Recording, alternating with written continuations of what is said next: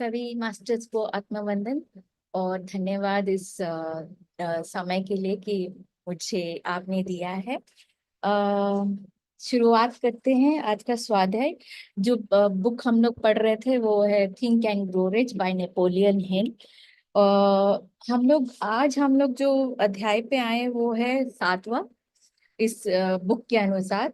और शुरुआत में जैसे स्टार्ट हुआ पहले की विचार विचार की शक्ति हमने देखा, फिर इच्छा शक्ति सेकंड पॉइंट।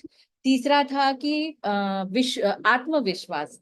आत्मविश्वास तीसरा हो गया। चौथा हो गया ऑटो सजेशन, जिसको हम क्या कहते थे कि हिंदी में आत्म सुझाव, करेक्ट।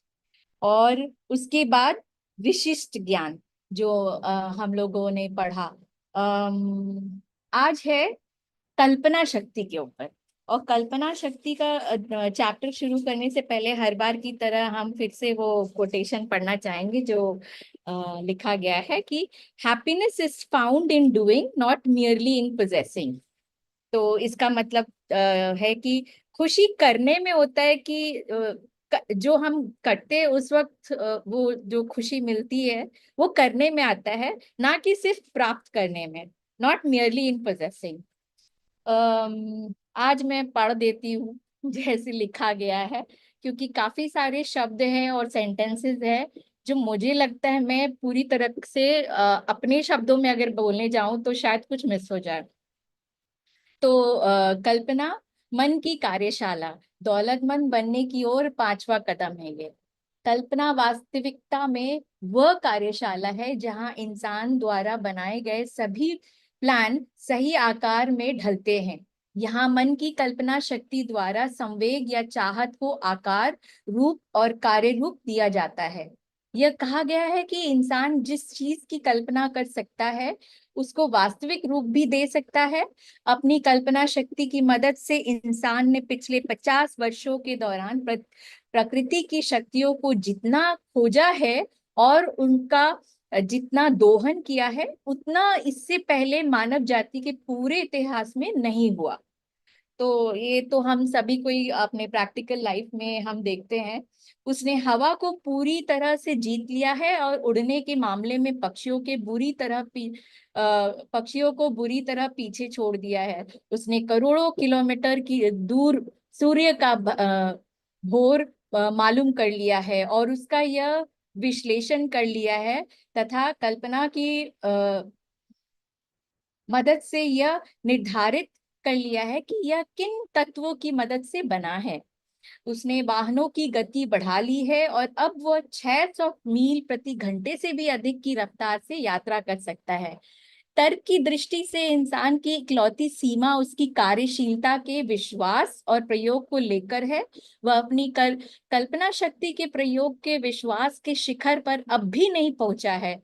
उसने तो सिर्फ यह खोजा है कि उसके पास कल्पनाशीलता और उसने बहुत ही प्रारंभिक तरीके से इसका प्रयोग करना शुरू कर दिया है।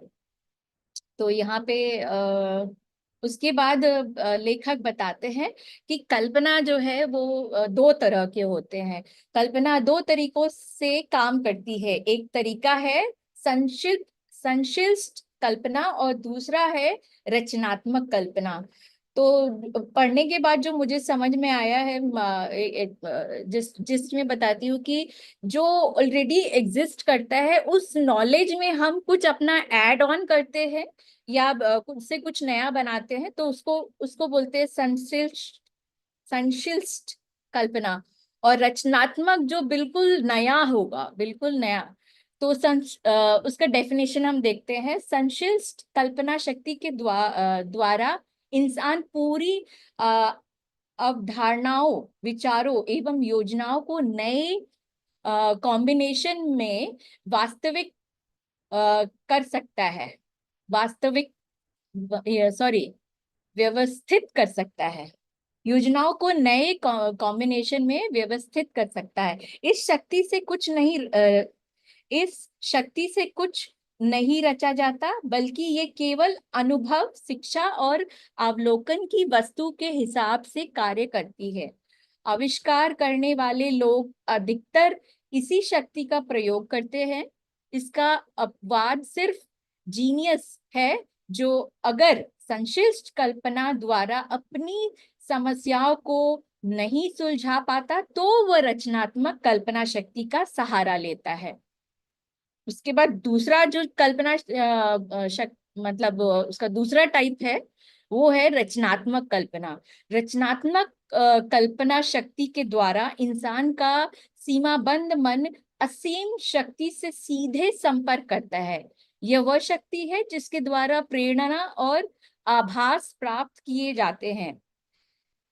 इस शक्ति के द्वारा सभी मूलभूत या नए विचार इंसान को प्रदान किए जाते हैं। इसी शक्ति के द्वारा कोई इंसान दूसरे इंसानों के अंतर्मन के साथ संवाद कर सकता है। फिर रचनात्मक कल्पना अपने आप काम करती है, जिसका वर्णन आगे आने वाले पृष्ठों में किया गया है। यह शक्ति तभी कार्य करती है जब तार्किक मन बहुत तेज गति से काम कर रहा हो। उदाहरण के तौर पर तार्किक मन प्रबल इच्छा के भाव के द्वारा प्रेरित होता है। तार्किक मन प्रबल इच्छा के भाव के द्वारा प्रेरित होता है। रचनात्मक कल्पना शक्ति को प्रयोग के द्वारा जितना विकसित किया जाता है, यह उतना ही चौकस रहती है। बिजनेस, उद्योग, फाइनेंस के महान लीडर और महान कलाकार, संगीतकार, कवि और लेखक महान इसलिए बनते हैं क्योंकि उन्होंने रचनात्मक कल्पना की शक्ति को विकसित कर लिया है। तो जैसे हम अपना बॉडी का मसल्स को हम स्ट्रांग बनाने के लिए हम एक्सरसाइज करते हैं, वैसे ही हमको अपना मन की शक्ति को भी उसको यूज करेंगे तो ये सारे जो शक्तियां हैं उसको हम उसका हम दोहन कर पाएंगे। कल्पना की संशिष्ट और रचनात्मक शक्तियां प्रयोग के द्वारा अधिक सशक्त बांट जाती है। ठीक उसी तरह जिस तरह शरीर की कोई मांसपेशी या अंग उद्योग के द्वारा सुदृढ़ बन जाता है। इच्छा केवल एक विचार है, एक संवेग है। यह धुंधली और क्षणिक है, यह अमूर्त और अव्यवहारिक है तथा इसलिए इसका तब तक कोई मूल्य नहीं जब तक कि इसे भौतिक रूप में नहीं बदल दिया जाता। चूंकि इच्छा के संवेग को धन में रूपांतरित करने की प्रक्रिया में संश्लिष्ट कल्पना का प्रयोग अधिकतर किया जाएगा, इसलिए आपको इस तथ्य को अपने दिमाग में रखना चाहिए कि आपको ऐसी परिस्थितियों और स्थितियों का सामना करना पड़ सकता है जिनमें आपको रचनात्मक कल्पना के प्रयोग की भी आवश्यकता हो सकता है कि प्रयोग के अभाव में आपकी कल्पना शक्ति थोड़ी कमजोर हो गई हो। इसे प्रयोग के द्वारा फिर से उगाया जा सकता है और सशक्त बनाया जा सकता है। ये शक्ति कभी नहीं मरती। हालांकि यह संभव है कि प्रयोग के अभाव में यह सोई हुई हो। फिलहाल संश्लिष्ट कल्पना के विकास पर अपना ध्यान केंद्रित करें, क्योंकि यही वह शक्ति है जिसके प्रयोग के द्वारा आप अपनी इच्छा को धन में रूपांतरित कर पाएंगे। इच्छा के अमूर्त संवेग को धन के मूर्त यथार्थ में रूपांतरण के लिए आपको योजना बनानी होगी। यह योजनाएं कल्पना की सहायता से बनाई जानी चाहिए और मुख्य रूप से संश्लिष्ट कल्पना शक्ति के माध्यम से ऐसा किया जाना चाहिए। उसके बाद है, संपूर्ण पुस्तक को पढ़ लीजिए और फिर इस अध्याय पर आइए और तत्काल अपनी कल्पना को योजना बनाने के काम पर लगा दे। उसके द्वारा आपकी इच्छा धन में रूपांतरित हो सके। योजनाओं के बनाने के लिए विस्तृत निर्देश लगभग हर अध्याय में दिए गए हैं। इसमें से ये जो निर्देश आपकी आवश्यकताओं के हिसाब से सर्वश्रेष्ठ लगे उसका पालन करें, और अगर आप अपने पहले से ही ऐसा ना किया हो तो आप अपने प्लान को लिख लें। यहाँ लेखक इस बात पे भी हमको मतलब निर्देश देते हैं कि आप अपनी जो भी इच्छाएं हैं उसको लिखेंगे तो वो ज्यादा अच्छा होगा। अ, जिस क्षण आप इसे पूरा कर लेते हैं, उसी क्षण आप निश्चित रूप से अमूर्त इच्छा को मूर्त रूप दे देते हैं। तो उसमें एक एक फैक्टर और जुड़ जाता है कि वही अमूर्त रूप को हम एक रूप दे पाते हैं जब हम लिखते हैं। तो पिछले वाक्यों को एक बार और पढ़े, इसे जोर से पढ़े, फिर जैसे लेखक ने पहले भी अध्याय में बताया था कि आप लिखे उसे पढ़े धीमी गति से। और जब आप ऐसा करें तो यह याद रखें कि उस जिस क्षण आप अपनी इच्छा के वक्तव्य या इसकी प्राप्ति की योजना को लिख रहे हैं, उसी वक्त आप दरअसल अब पहला कदम उठा लेते हैं, जिसकी जिसकी मदद से आप अतः अपने विचार को इसके भौतिक रूप में बदल पाएंगे। धरती जहां आप रहते हैं, आप और हर भौतिक वस्तुएं विकासवादी परिवर्तन का परिणाम है। एवोल्यूशन जो है हम देखते हैं हर चीज में होता है, इंसान में होता है, यहाँ तक कि हम अपने वातावरण में देखते हैं। और तो उसके बारे लेखक बताते हैं जिसके द्वारा पदार्थ के सूक्ष्म कण क्रमबंधुत रूप में सुव्यवस्थित और नियोजित किए गए हैं। यही नहीं, और वह वक्तव्य अत्यंत अ, अमहत्वपूर्ण है। यह धरती आपके शरीर की कई बिलियन कोशिकाओं में से प्रत्येक और पदार्थ का हर अणु ऊर्जा के अमूर्त रूप में प्रारंभ हुआ था। इच्छा एक विचार संवेग है, विचार संवेग ऊर्जा का रूप है। जब आप धन कमाने के विचार संवेग या इच्छा से प्रारंभ करते हैं, तो आप अपनी सेवा में उन्हीं शक्तियों का प्रयोग करते हैं जिसके द्वारा प्रकृति ने इस धरती की रचना की है और इस ब्रह्मांड के हर पदार्थ और आकार की रचना की थी, जिससे जिसमें वह शरीर और मन भी शामिल है, जिसमें विचार संवेग कार्य करते हैं। आप उन नियमों की मदद से अमीर बन सकते हैं जो अपरिवर्तनीय है, परंतु पहले आपको इन नियमों से परिचित होना चाहिए और उसका प्रयोग करना सीखना चाहिए। लेखक की यह आशा है कि अगर इन सिद्धांतों को बार बार दोहराया जाए और इनका हर संभव कोण से वर्णन किया जाए, तो शायद आपके सामने वो रहस्य प्रकट हो जाए जिसके द्वारा ढेर सारी दौलत इकट्ठी की जाती है। वह अजीब और विरोधाभासी लगता है कि यह रहस्य दरअसल रहस्य नहीं है। प्रकृति इसी धरती पर इसका विज्ञापन करती है जिसमें हम रहते हैं। हमारी धरती, सितारे, ग्रह, हमारे ऊपर और चारों तरफ मौजूद तत्व, घास का हर तिनका और हमारी आंखों की दिखाई जाने वाला हर जीवित प्राणी इस रहस्य को उजागर करते हैं। आगे आने वाले सिद्धांत कल्पना की समझ समझ का रास्ता खोल देंगे। जब आप पहली बार इस फिलॉसफी को पढ़े तो आप जितना समझ सके उसे ग्रहण कर ले। इसके बाद इसे दोबारा पढ़े और तब आप पाएंगे कि ऐसा कुछ हुआ है जिस वजह से यह अधिक स्पष्ट हो गई है। और और तब आपको संपूर्ण स्थिति की अधिक व्यापक समझ प्राप्त होगी। सबसे बड़ी बात यह कि आप इन सिद्धांतों के अध्याय में ना रुके, ना ही झिझके, जब तक कि आप इस पुस्तक को कम से कम 3 बार पूरा ना पढ़ ले, क्योंकि इसके बाद आप इस पुस्तक को पढ़ना कभी बंद नहीं करेंगे। विचार अमीरी इसके बारे में कहाँ पढ़े थे? विचार अमीरी का शुरुआती बिंदु है। विचार कल्पना द्वारा पैदा होते हैं। आइए हम कुछ सुपरिचित विचारों का परीक्षण करें जिसने बहुत सारी दौलत कमाई कमाई गई है।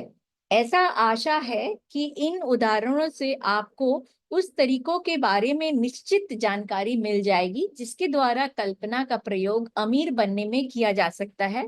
काफी साल पहले एक बूढ़ा देहाती डॉक्टर शहर में आया।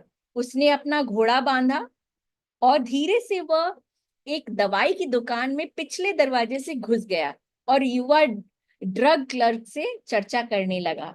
1 घंटे तक बूढ़ा डॉक्टर और क्लर्क धीरे धीरे बातें करते रहे। फिर डॉक्टर बाहर गया। वह अपनी बग्घी के पास पहुंचा और उसने उसमें से एक बड़ी सी पुरानी केतली, एक बड़ा लकड़ी का पैडल भी, जिसका प्रयोग केतली के सामान को हिलाने में किया जाता था, और उसने इन चीजों को स्टोर के पिछवाड़े में रख दिया। क्लर्क ने केतली की जांच की, अपने अंदर की जेब में हाथ डाला, नोट निकाले और डॉक्टर को दे दिया। क्लर्क ने डॉक्टर को कुल $500 दिए थे, जो उसकी पूरी बचत थी। डॉक्टर ने क्लर्क को एक छोटा सा कागज का टुकड़ा दिया जिस पर एक गोपनीय फार्मूला लिखा हुआ था। उस छोटे से कागज पर लिखे हुए शब्द किसी राजा के खजाने के बराबर कीमती थे, परंतु डॉक्टर के लिए नहीं। यह जादुई शब्द केतली का उबलना शुरू करने के लिए आवश्यक थे, परंतु ना तो डॉक्टर और ना ही क्लर्क ये जानते थे कि इस केतली से कितना अथाह धन बरसेगा। बूढ़ा डॉक्टर केतली को $500 में बेचकर बहुत खुश था। क्लर्क अपने पूरे जीवन की बचत को एक कागज के टुकड़े और एक पुरानी केतली के लिए दांव पर लगाकर बहुत जोखिम ले रहा था। उसने सपनों में भी नहीं सोचा था कि उसके निवेश से केतली जब उबलेगी तो उसमें से पिघला हुआ सोना बहेगा, जो एक दिन अलादीन के चिराग की चमत्कारी प्रदात को भी पीछे छोड़ देगा। क्लर्क ने दरअसल जो खरीदा था वो एक विचार था। पूरी पुरानी केतली और लकड़ी का पैडल तथा कागज पर लिखा हुआ एक गोपनीय संदेश तो साथ में मिले थे। केतली का चमत्कारी प्रदर्शन तब होना शुरू हुआ जब इसके नए मालिक ने गोपनीय निर्देश के साथ एक ऐसा तत्व मिलाया जिसके बारे में डॉक्टर कुछ नहीं जानता था। सोच कर देखिए, क्या आप बता सकते हैं कि वह क्या था जो जो उस युवक ने गोपनीय संदेश के साथ मिलाया था, जिसकी वजह से केतली से सोना बरसने लगा। यहाँ पर आपको एक ऐसी वास्तविक कहानी बताई जा रही है जो कल्पना से भी अधिक हैरान करने वाली है। तथ्य की कहानी जो एक विचार के रूप में प्रारंभ हुआ। आइए हम सोने के उस विशाल ढेर की तरफ देखें जो इस विचार से उत्पन्न हुआ। इसने बहुत धन कमाया और आज भी यह दुनिया भर में उन लोगों को बहुत धन कमाए कर दे रहा है जो केतली की सामग्री को करोड़ों लोगों तक पहुंचा रहे हैं। पुरानी केतली आज दुनिया में शक्कर के सबसे बड़े उपभोक्ताओं में से एक है, और इस वजह से हजारों लोगों को गन्ना उगाने का, शक्कर बनाने का और बेचने का रोजगार उपलब्ध करा रही है। पुरानी केतली हर साल करोड़ों कांच की बोतलों को काम में लेती है, जिससे कांच का काम करने वाले बहुत से लोगों को रोजगार मिलता है। पुरानी केतली पूरे देश में क्लर्क, स्टेनोग्राफर, कॉपीराइटर्स और एडवर्टाइजिंग विशेषज्ञों की फौज को रोजगार देती है। इसने उन दर्जनों कलाकारों को दौलत और शोहरत दिलाई है जिन्होंने इस प्रोडक्ट का विज्ञापन करते हुए बेहतरीन पिक्चर्स बनाई है। पुरानी केतली एक छोटी सी दक्षिणी शहर को दक्षिण की बिजनेस राजधानी बना दिया है, जहां यह प्रत्यक्ष या अप्रत्यक्ष रूप से शहर के हर बिजनेस और हर नागरिक को लाभ पहुंचाती है। इस विचार के प्रभाव अब दुनिया के हर सभ्य देश को लाभ पहुंचाता है और इसे छूने वाले हर आदमी को सोने की बहती हुई धारा में से हिस्सा मिलता है। केतली से आ गया था। केतली से बरसते सोने ने दक्षिण के एक प्रसिद्ध कॉलेज को बनाया, जहां हजारों युवक और युवतियां सफलता के लिए अनिवार्य प्रशिक्षण प्राप्त करते हैं। अगर पीतल की यह पुरानी केतली बोल सके तो यह हर भाषा में रोमांस की रोमांचक कहानियां सुनाएगी। प्रेम का रोमांस, बिजनेस का रोमांस, प्रोफेशन पुरुषों और महिलाओं का रोमांस, जो इसके द्वारा प्रतिदिन प्रेरित होते हैं। लेखक कम से कम एक ऐसे रोमांस के बारे में पूरी तरह से आश्वस्त है, क्योंकि वह इसका एक हिस्सा रहा है और यह उस स्थान से ज्यादा दूर शुरू हुआ नहीं था जहां से ड्रग क्लर्क ने पुरानी केतली खरीदी थी। यहाँ पर लेखक अपनी पत्नी से मिला था और उसी ने लेखक को इस जादुई केतली के बारे में पहली बार बताया था। उस समय,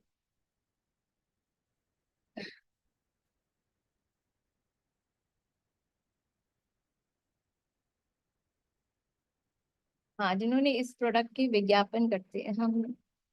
एक मिनट।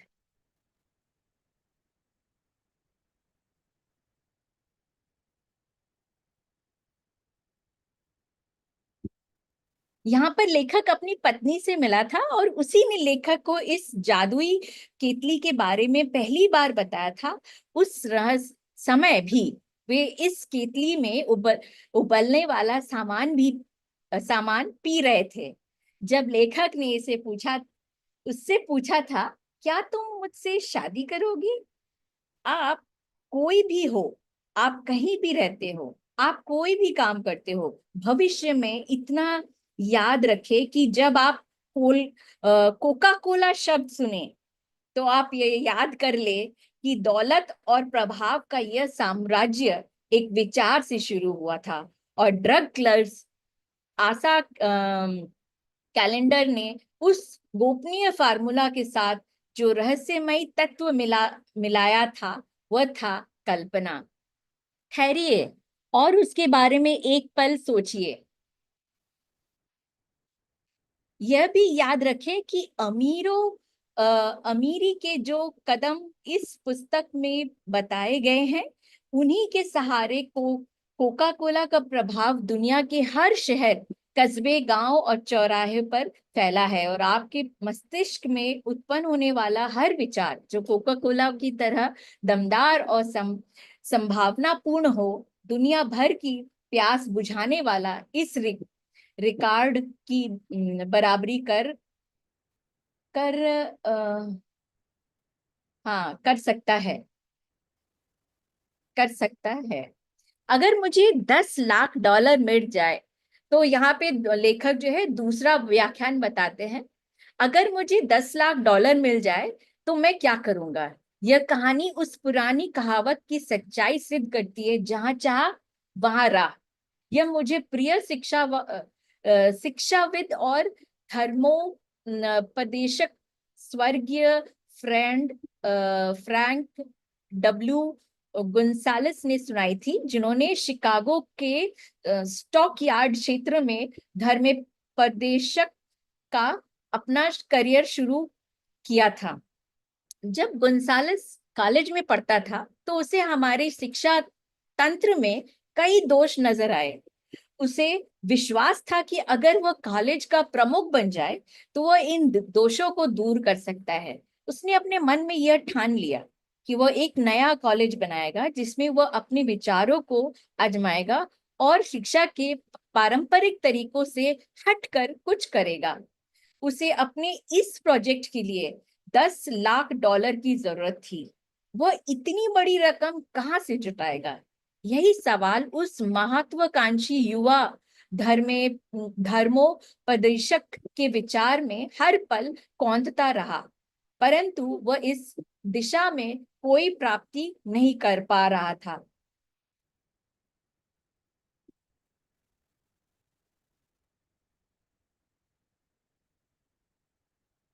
हर रात को वह अपने बिस्तर पर इस विचार के साथ सोता था। हर सुबह इसी विचार के साथ वह नींद से जागता था। वह जहां भी जाता था, यह विचार उसके साथ साथ जाता था।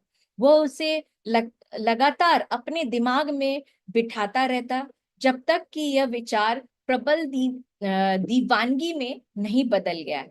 दार्शनिक और धर्मोपदेशक होने के कारण डॉक्टर गुंसालेस यह बात समझते थे, जो जीवन में सफल होने वाले सभी लोग समझते हैं, कि लक्ष्य की निश्चितता ही वह शुरुआती बिंदु है जहां से इंसान को शुरुआत करनी चाहिए। वह यह भी जानते थे कि लक्ष्य निश्चित हो जाने के बाद वे जीवित हो जाते हैं, उनमें जीवन और शक्ति का संचार होता है, खासकर तब जब उनके पीछे इस लक्ष्य को इसके भौतिक रूप में रूपांतरित करने की एक धधकती हुई इच्छा हो। वे इन सारी महान सच्चाइयों को जानते थे, परंतु वे यह नहीं जानते थे कि उनके पास $10 लाख कहां से आएंगे। आमतौर पर इसका स्वाभाविक तरीका यही होता है कि वे हार मान लेते और यह कहकर प्रयास करना छोड़ देते, मेरा विचार तो अच्छा है परंतु मैं इस बारे में कुछ नहीं कर सकता, क्योंकि मैं इसके लिए आवश्यक $10 लाख नहीं जुटा सकता। फिर अधिकांश लोगों ने बिल्कुल यही कहा होगा, परंतु डॉक्टर गुंसालेस ने ऐसा नहीं कहा।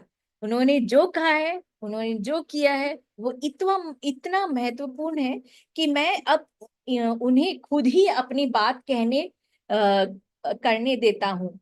शनिवार की एक दोपहर मैं अपने कमरे में बैठा हुआ सोच रहा था कि अपनी योजनाओं को सफल बनाने के लिए मैं किस तरीके से आवश्यक धनराशि जुटाऊंगा।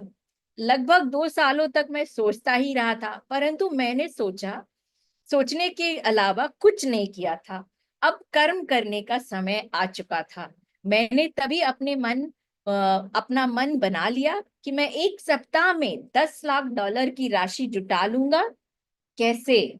यह धनराशि निश्चित समय सीमा पे में जुटाऊंगा। मुझे आवश्यक अ, करने वाले एक अजीब सी राहत महसूस हुई, जो मुझे इससे पहले कभी महसूस नहीं हुई थी।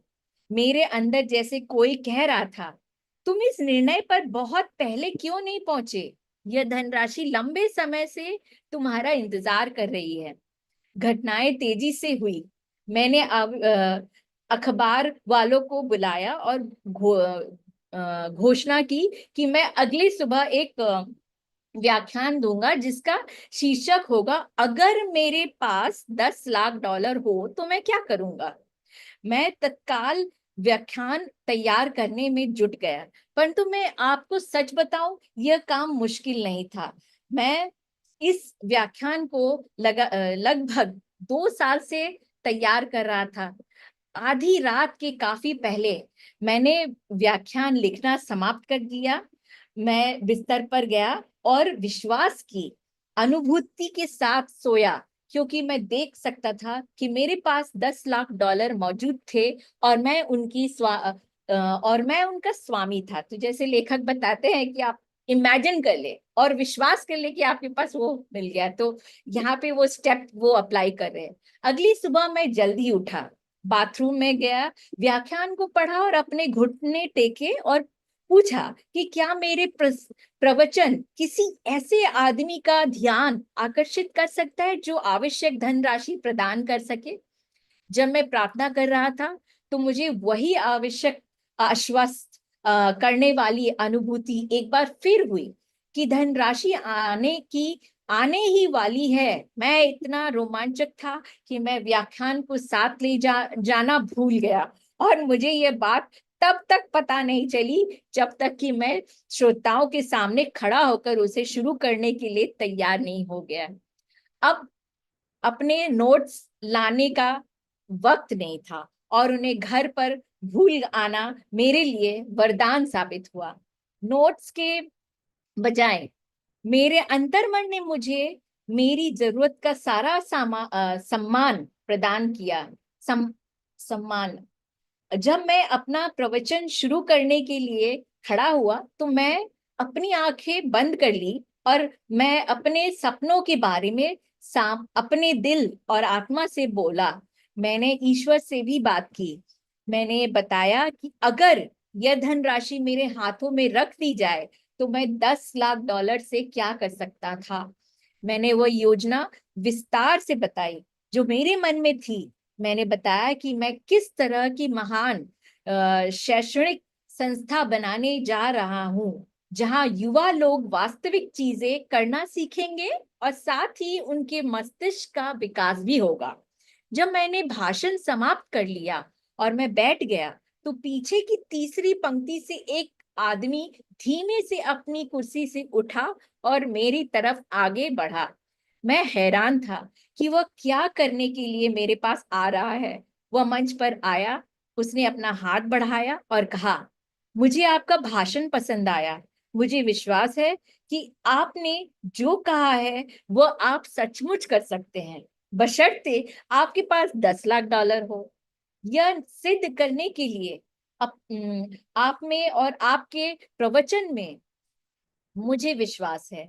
मैं आपको $10 लाख दे सकता हूँ अगर आप कल सुबह मेरे ऑफिस आ जाएं। मेरा नाम फिलिप डी आर्मर है। युवा गुंसालेस मिस्टर आर्मर के ऑफिस पहुंचे और उसे $10 लाख मिल गया। उस धनराशि से उसने आर्मर इंस्टीट्यूट ऑफ टेक्नोलॉजी की नींव डाली, जिससे अब इलिनॉय इंस्टीट्यूट ऑफ टेक्नोलॉजी के नाम से जाना जाता है। यह $10 लाख उसके पास एक विचार के परिणाम के रूप में आए। इस विचार के पीछे एक एक इच्छा जिससे युवा गंसालस अपने दिमाग में लगभग 2 सालों से पाल रहा था। इस महत्वपूर्ण तथ्य की तरफ ध्यान दीजिए। जब आप अपने मन में निश्चित निर्णय पर पहुंच गया अ, अपने मन में निश्चित निर्णय पर पहुंच गया और इसे हासिल करने की एक निश्चित योजना पर अमल करने का फैसला किया। उसके 36 घंटे बाद ही उसे यह धनराशि मिल गई। $10 लाख के बारे में युवा गोंजालेस के अस्पष्ट चिंतन और धुंधली आशा के बारे में कुछ नया या अद्भुत नहीं है। उसके पहले और उसके बाद भी बहुत से लोगों के मन में इसी तरह के विचार आए थे, परंतु उस यादगार शनिवार को जब वह अपने निर्णय पर पहुंचा तो उस निर्णय में कुछ भिन्न और अभूतपूर्व था। जब उसने अस्पष्टता को अलग हटा दिया और निश्चिंतता से कहा, मैं 1 सप्ताह में यह धन राशि जुटा लूंगा। तो यहाँ पे वही है, लेखक इस बात पे जोर देते हैं कि आप डेफिनेट जो होता है ना, डेफिनेट डेट, टाइम, अमाउंट, वो सब लिखिए। उस इससे भी बड़ी बात यह है कि जिस सिद्धांत ने डॉक्टर गंसालेस को $10 लाख दिलाए थे, वह सिद्धांत आज भी जीवित है। यह सिद्धांत आपके लिए भी कर सकता है। यह शाश्वत नियम आज भी उतना ही काम का है जितना कि यह पहले उस युवा धर्मोपदेशक के काम का था, जिसे अपने इरादों में जबरदस्त कामयाबी मिली थी। यह सोचे कि आशा कैलेंडर और डॉक्टर फ्रैंक के बीच में एक बात समान थी। दोनों ही इस प्रबल सत्य को जानते थे कि निश्चित योजना की शक्ति के द्वारा विचारों के नकदी में बदला जा सकता है। अगर आप उन लोगों में से हैं जो यह विश्वास करते हैं कि सिर्फ कड़ी मेहनत और ईमानदारी से ही अमीरी का आ जाएगा, तो इस विचार को अपने दिमाग से निकाल दें। यह सच नहीं है। अमीरी जब भी प्रचुरता में आती है तो यह सिर्फ कड़ी मेहनत की बदौलत नहीं आती। अमीरी निश्चित मांग की प्रतिक्रिया के स्वरूप आती है और यह कुछ निश्चित सिद्धांतों के प्रयोग पर आधारित है। इसका किस्मत या भाग्य से कोई लेना देना नहीं है। आमतौर पर विचार की कल्पना के सहारे कर्म को प्रेरित करता है। सभी मास्टर सेल्समैन की जहां सामान नहीं बिक सकता, वह विचार बिक सकते हैं। औसत सेल्समैन इस बात को नहीं जानते, इसलिए वे औसत सेल्समैन होते हैं। कम कीमत की पुस्तकों के एक प्रकाशक ने एक खोज की जो आमतौर पर सभी प्रशासकों के लिए महत्वपूर्ण साबित हो सकती है। मतलब इसमें वो लेखक, मेरे ख्याल से हम लोग आज बहुत लंबा खींच चुके हैं, तो इस छोटे से कहानी को बताती हूँ कि वो किताब बिक नहीं रहा था।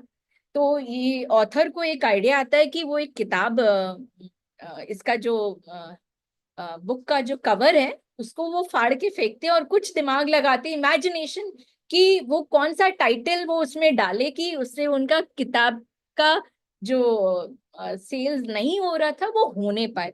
तो ऐसे करने पे जब उनके दिमाग पे वो पूरा अच्छा सा एक इमेजिनेशन से उन्होंने एक बुक का कवर डिजाइन किया और शीर्षक, तो उसके बाद वो किताब बहुत अच्छे सेल्स उस पे आए। और ये मतलब कि उसके अंदर का कुछ उन्होंने चेंज नहीं किया, सिर्फ एक कवर ही चेंज किया और वो बुक बिक्री होने लगा और वो one of the best sellers हुआ।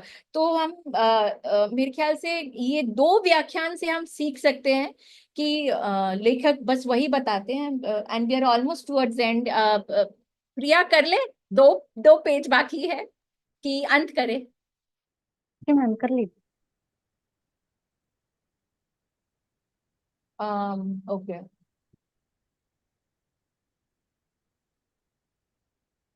मुझ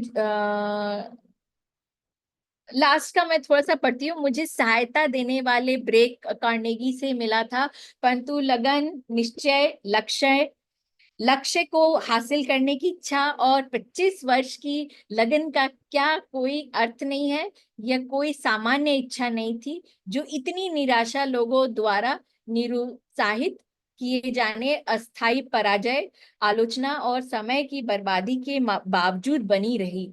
यह एक प्रबल इच्छा थी, एक दीवानापन था। जब मैं मेरे मन में यह विचार कार्नेगी ने बोया था कि उसे जिंदा बनाने रहने के लिए मनाया गया, जिसकी देखभाल की गई और उसे आकर्षित किया गया। मतलब एंड्रू कार्नेगी ने ये इस पुस्तक को लिखने के लिए बताया था। मतलब हमने देखा था कि उन्होंने ही ये नेपोलियन हिल को अप्रोच किया और कहा कि आप ना, मतलब जितने भी सक्सेसफुल बिजनेसमैन हैं उन सबका अध्ययन करिए, उन सबका लाइफ हिस्ट्री लीजिए और फिर एक किताब। तो लेखक उसी के बारे बता रहे हैं। तो मोटा मोटा I think so we are done. Thank you so much. तो इमेजिनेशन की शक्ति को अपना, बहुत सारे व्याख्यान है, यहाँ तक कि अमेजन कैसे स्टार्ट हुआ। अमेजन सिर्फ पहले बुक्स बिक्री करने के लिए वो सोच ही रहा था, फिर काफी है कि कुछ इंटरनेट में सेलिंग का। तो वो सारा जो दो टाइप का इमेजिनेशन के बारे में बताए हैं लेखक, एक है हिंदी में तो मैं भूल जाती हूँ, इंग्लिश में है सिंथेसाइज्ड और दूसरा है क्रिएटिव। तो सिंथेसाइज्ड इमेजिनेशन को हम सभी को यूज कर सकते हैं, और जो क्रिएटिव इमेजिनेशन है वो मेरे ख्याल से जब हम इसको करते रहेंगे ना, सिंथेसाइज मतलब जो ऑलरेडी है उसमें कुछ परिवर्तन ला के हम कुछ नया निकाले, तो वो क्रिएटिविटी भी जो पार्ट है वो डेवलप हो जाएगा। तो बस हमको इस बात का ध्यान रखना है कि हम अपने इमेजिनेशंस को, और अगर हम ना प्रेजेंट में जिए, तो जैसे मैं बताना चाहती हूँ एक बहुत अच्छा वाला एग्जाम्पल है जो इसी किताब में है, हिंदी में नहीं है वो, कि आपको पता है ना वो एक ऐसा चिपकाने वाला होता है पदार्थ, जो एक का खुरदुरा बेस रहता है और एक ऐसे टाइप का हुक टाइप का रहता है। उसको ना मतलब वो ऐसे ऐसे खींचो तो चढ़ करके आवाज करता है, चढ़ चढ़ है ना। उसको इंग्लिश में बोलते हैं वेलक्रो। तो वो वेलक्रो शीट भी पता है एक सिंपल सी, मतलब आप ये सोचिए कि हम अगर बोलते हैं ना प्रेजेंट में जीना, अगर हम सच में प्रेजेंट में जिएंगे ना तो हमको आइडियाज आएंगे। तो ये इंसान ये वॉक करके गया और उसके पैंट में ये सब ना कांटे वो लग गए। तो उसको वहां से ये आइडिया आया कि एक हुक वाला चीज बनाना चाहिए और एक मतलब एक ऐसा खुरदरा सा वेलवेट तो वेलक्रो ये फ्रांस में डिस्कवर हुआ था, मैं उसका नाम भूल गई बिल्कुल। तो उन्होंने आप सोचो कि आप घूमने गए हो ऐसे ही कुछ पहाड़ प्लेन्स में और कहीं आपके वो कांटे घुस गई हो, तो उनको वहां से आइडिया आया। तो हम अगर सचमुच में जैसे कि ध्यान में बताते हैं ना कि प्रेजेंट मोमेंट में जीना है, तो प्रेजेंट मोमेंट में जीने से हम हार्नेस कर सकते हैं ये सारी आइडियाज। और मेरे ख्याल से सीमा मैम भी जो बता रही है वो भी यही सब है कि इमेजिनेशंस और उसको कि आप प्राप्त कर चुके हो ये अनुभव करे। तो ये हमको अपने लाइफ में लाना है सचमुच में, एंड इट वर्क्स। तो थैंक यू सो मच। आज के लिए बहुत लंबा खिंच गया।